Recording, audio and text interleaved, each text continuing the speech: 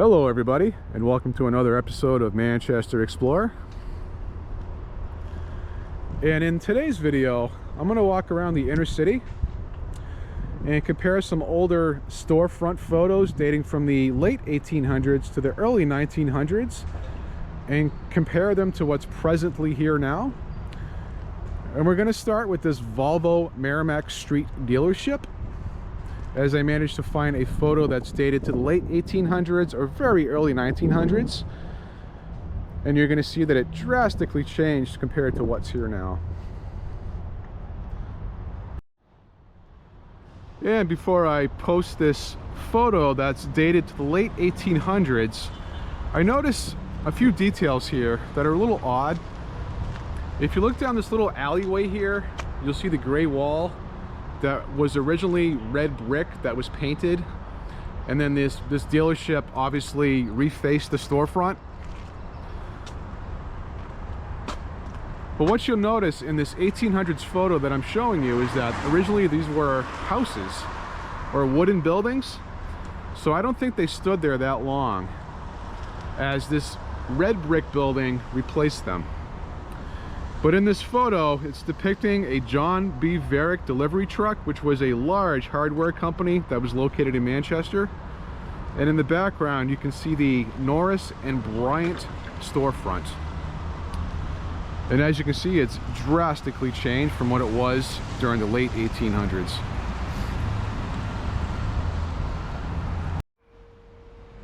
This wasn't part of my plan, but I'm located on Manchester Street. And there's a lot of construction going on here, as there's a few apartment complexes that are being built, as there used to be a police station here that's slowly getting destroyed.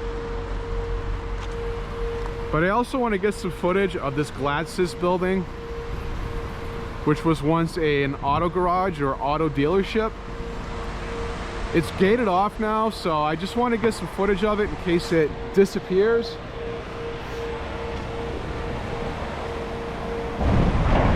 As one of the goals of this channel is to document as much as the city as possible for future generations. But as you can see, much of this building is original. All the windows are original.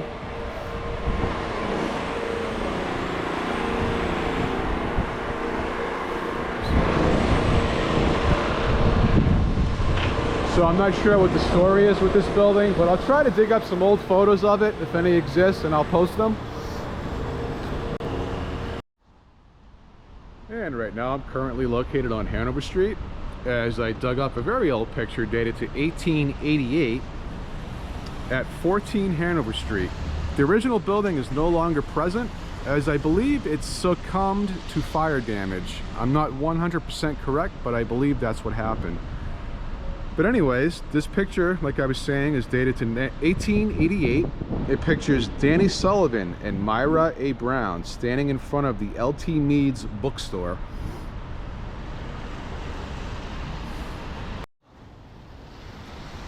And right here, I also found another old picture dated to 1888, which depicts Hanover Street after a major snowstorm.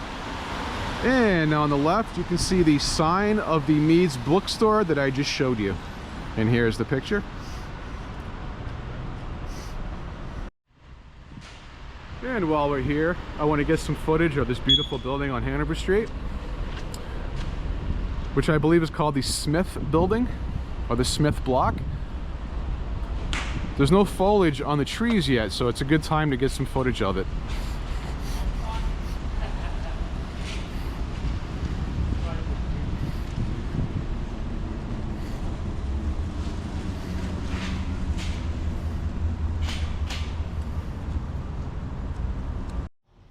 And here's a couple images of Hanover Street facing west after that 1888 snowstorm.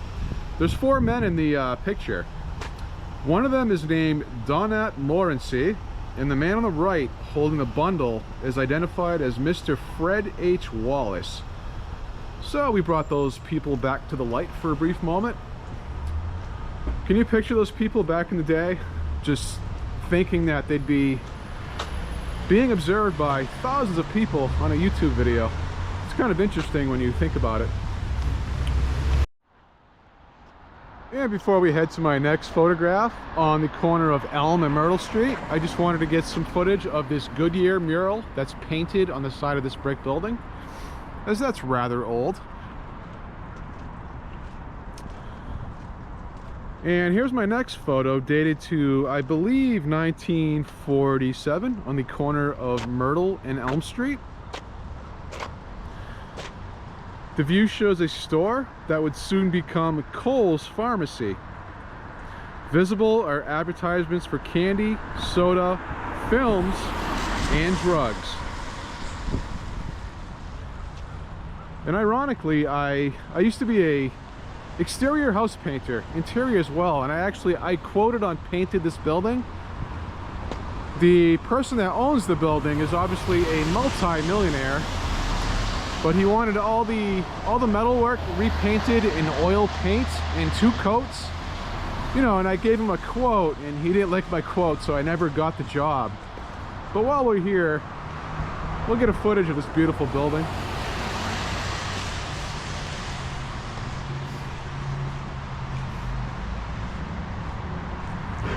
I forget how much money I quoted him on, but it was a very, very fair price for a commercial job that would have consisted of me being on a lift, and I would have had to hire somebody to pretty much guard the sidewalk as I was painting. So it wasn't a cheap paint job, but I did give him a fair price, but he did not like it. But ironically, the reason why he asked me is because I actually painted the exterior of this Granite State Credit Union. I painted all the white, about 5 years ago, and I did a bunch of interior work as well. It was going on during COVID, so it was about 3 years ago. I believe it took me a month to paint the exterior. I didn't spray anything, it was all cut and rolled with 2 coats. But anyway, I thought I'd share that with you.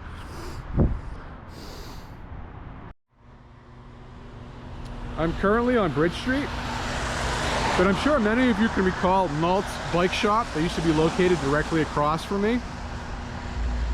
And for those of you that follow my channel, you know that I really enjoy bicycling, as I own a couple mountain bikes. But this was the store that I visited in 1996, where I purchased my first real mountain bike. It was a 1996 Gary Fisher Mount Tam, and it was quite the nice bike back then. But I really miss these old school bike stores. As the modern bike stores, it feels as if you're going to a new car dealership, and it's just a bunch of salesmen trying to force you to buy a new bike.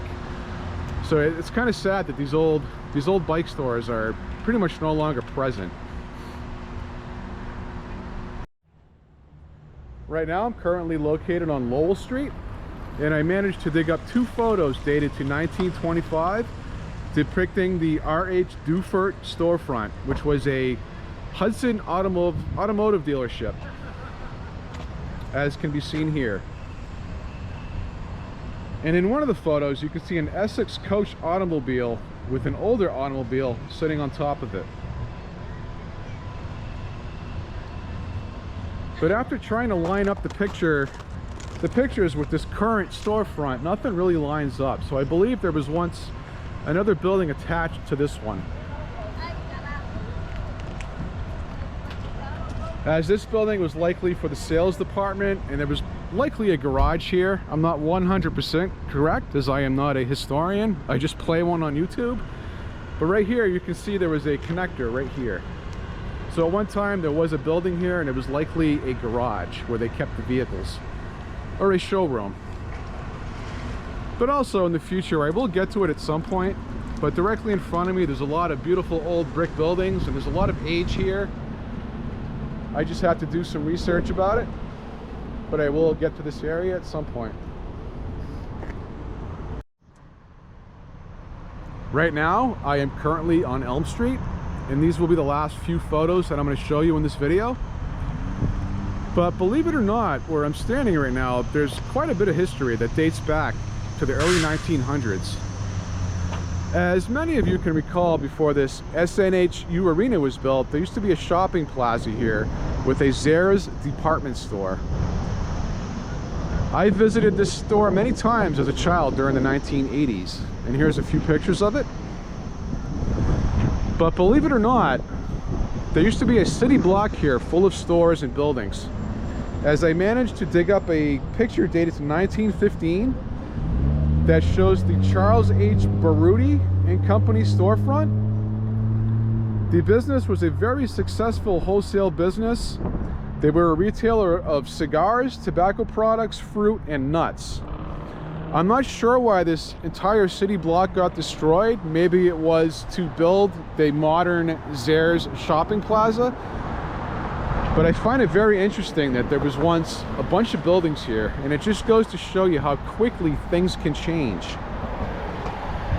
But anyway, I hope you enjoyed this little video of random storefronts throughout the inner city of Manchester, as I am heading to Market Basket to buy a pizza, a 6-pack of beer, and I'm gonna go flip a few records tonight. But anyway, enjoy.